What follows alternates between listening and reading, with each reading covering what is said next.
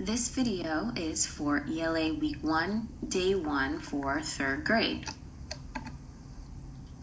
So we always have a purpose for reading, and so today's purpose is that we are reading to understand the characters' traits, motivations, and feelings in the story and how their actions contribute to the sequence of events.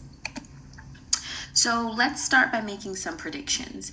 So here we have our story. It's called Hairpocalypse. So let's look at this title, Hairpocalypse. I think I've heard a word that sounds somewhat like apocalypse, but I'm not quite sure what that means. So let's look at the picture. I see a boy, his hair looks crazy. It's tangled up in the letters. It looks like it's attacking it, and he is running away.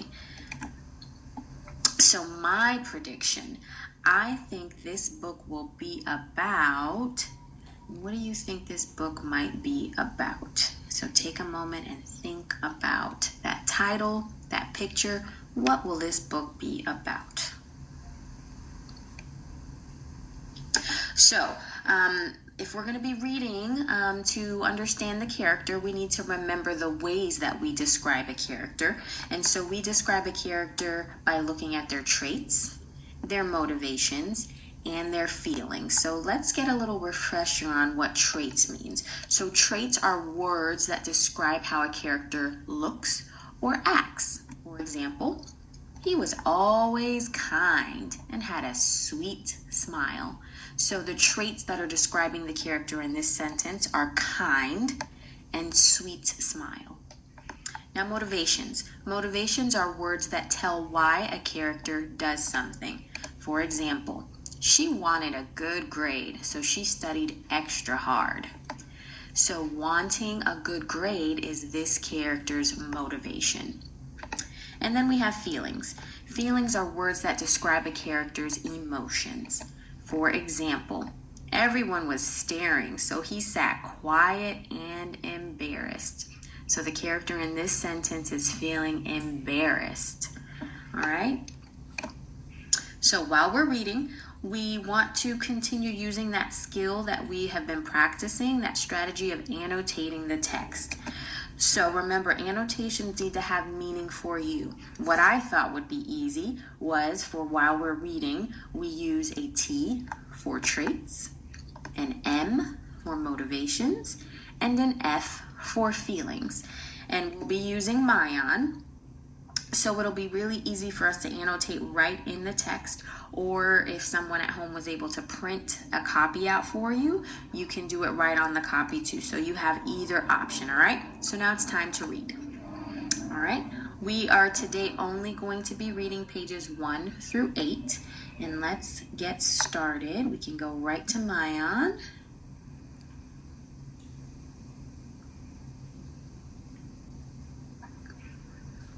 All right, so it's going to make me log in. And Miss Walters is showing you, walking you through what you need to do to understand your lesson and your assignment. But you also can go into Mayan and you can do this yourself. You really need to. This is just sort of a preview and helping you understand what you need to do.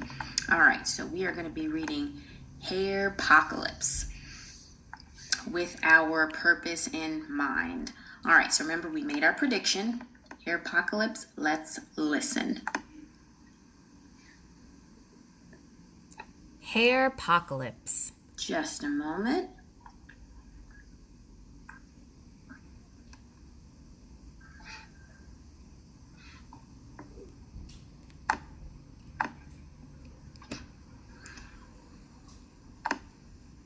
All right, having some trouble with the sound, so I'll just read it. Hairpocalypse, written by Jeff Urbach, illustrated by Stephen Gilpin.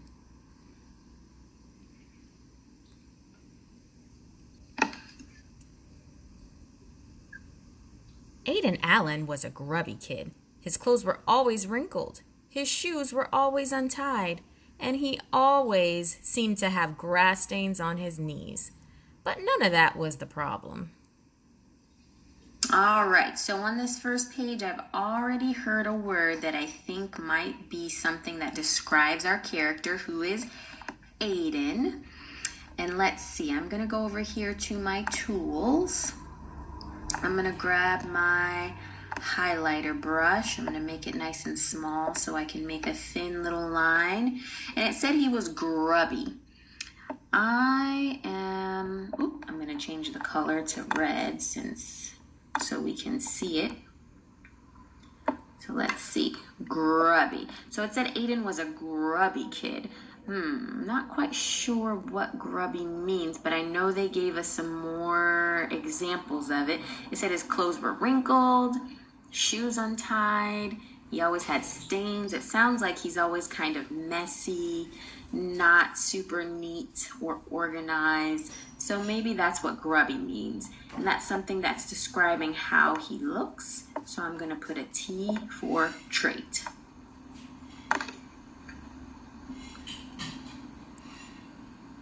The real problem was that Aiden Allen's hair was completely out of control. It wasn't just messy. It seemed to have a mind of its own. Lie down, hair. Why can't you behave? His hair seemed to move. His hair seemed to shrug. That is not possible, Aiden thought.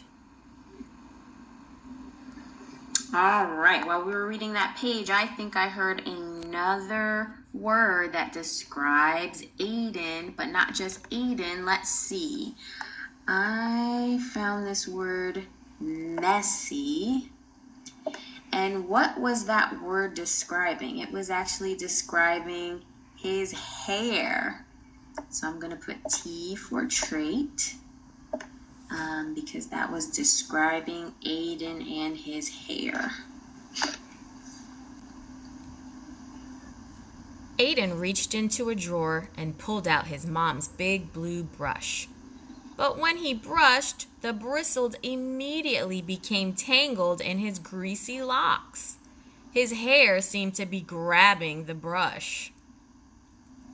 His hair spun the brush in a circle and then flung the brush into the toilet. This is not good. All right, so let's see. On this page, we don't want to forget to look at the pictures too. I see Aiden, he's really struggling with that brush.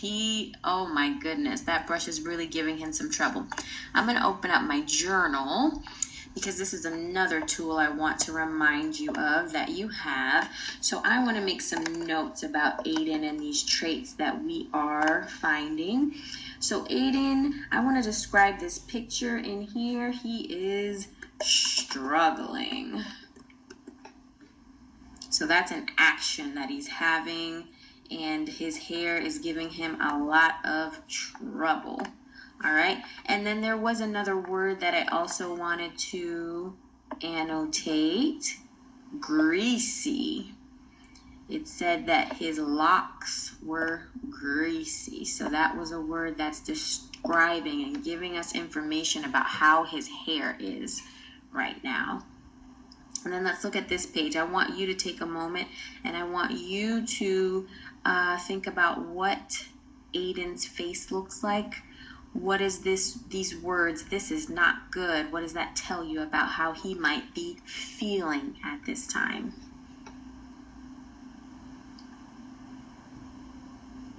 All right, let's go ahead and go to the next page.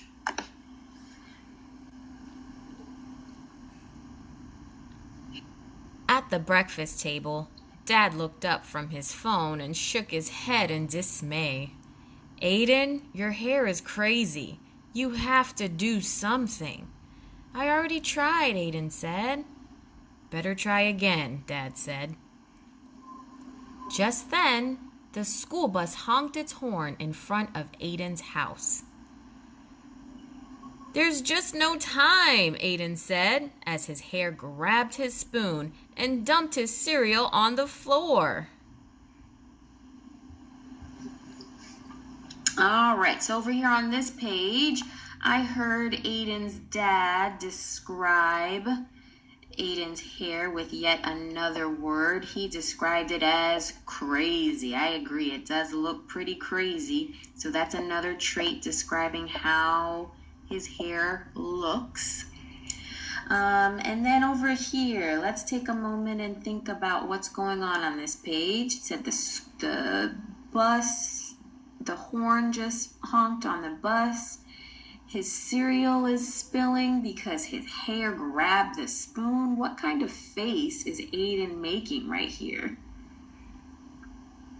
I'm going to open up my journal and I'm going to record a word that describes what I think Aiden is feeling at this moment. I think right now he feels frustrated. All right, so this is page 8. So we're going to pause here. And we are going to go to our next task. So after reading, we've read pages 1 through 8. We need to stop and think about what was our purpose. What did I learn about the characters in this story? Well, don't forget to look at your annotations and your journal. Those are what is going to help you answer any questions that you might have about the story. So let's begin. Now it's time to show what you know. So in Edsby, your teacher has posted questions for you. I am going to walk through the questions so that you know exactly what you need to do, and I'm going to give you some sentence starters so that you can at least have a good start to your sentence and you just fill in your thoughts, okay? So, our first question. How do the illustrations contribute to our understanding of the characters on each page? So they want to know, how did the pictures help me understand the characters? So you need to go back on all those pages, look at your annotations, and your sentence can start out just like this. You can copy Miss Walter's sentence. It should say, the illustrations help me understand the characters on each page by, and then you're going to fill in your answer. Okay? Question number 2. How do we know that the pages we just read were the beginning of the story? Now this question's a little tricky. What they're really asking is, what story elements were you introduced to at the beginning of this story so that you know it's the beginning? What elements do you find in the beginning of most fiction stories? So for this question, I want you to think about your 5-finger retell. So think about the little man, the house. What do those things represent? So on pages 1 through 8, I learned about and they want to know what story elements you learned about on pages 1 through 8. Okay? That one's a little tricky. All right, number 3. What was Aiden's problem in the story? That one should be pretty simple. So, what was going on? What was wrong? So you're going to put Aiden's problem in the story is, and you're going to tell us what the problem is. All right, question 4. Now this one goes along with the first question that we had. How do the illustrations help contribute to our understanding of the characters' feelings on these pages? So, they again want to know, what do the pictures do to help you understand how the characters are feeling? We made notes and annotations to give us a little bit of clue, so you might already have some answers that you could put for this question. So you can write, the illustrations help me understand the characters' feelings by, and say, what do they show? What did those pictures show you about their feelings? And then your last question, why might the illustrator have included the detail of a boy brushing his hair? So in that question, they want to know, what is the purpose of that picture of Aiden brushing his hair? So you are going to put, the illustrator included the picture of the boy brushing his hair to show, and tell us, what does it show? What do you understand better by seeing that picture? Okay, so these are the questions that you're going to be completing in Edsby for your teacher. So this was just to show you how you're going to do your assignment. You still should go in Mayan or click on the links that your teacher has provided for you and go through and read the text or listen to the text and do the steps that Ms. Walters showed you. If you have any questions, you can email me and let me know, and I will be glad to help. All right, happy learning.